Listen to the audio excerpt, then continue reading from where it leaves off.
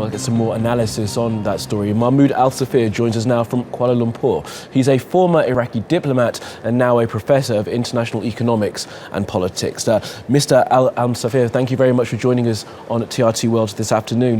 This is going to be quite a boost for the Iraqi government, the retaking of Fallujah, isn't it? Yes, that's right. What's happening in Fallujah is quite a disaster. And we do think and believe that another massacre will be happen when the Iraqi troops and the Iranian militias will come into Fallujah if they can come. Because whatever the Al-Abadi announced, we don't think that is right.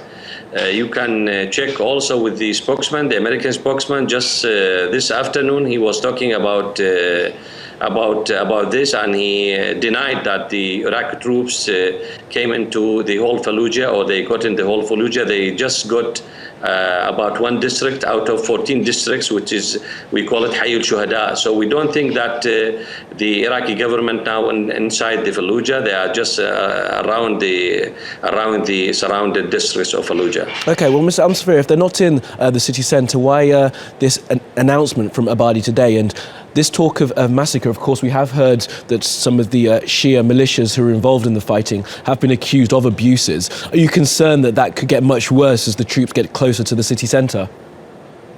Yeah, of course. If you just go back to what happened in Tikrit, Beji, Al-Dor, and some other cities, Diyala, and check with the Diyala now, not more than 10% of the Diyala people, they came back because of that massacres, because of that genocide happened after the Iraqi troops came into these cities. So the Fallujah people, everybody is concerned now that if the troops and those Iranian militias, pro-Iranian militias, will come into Fallujah, to the midtown of Fallujah, more massacres will happen, more rapes for the children and women will take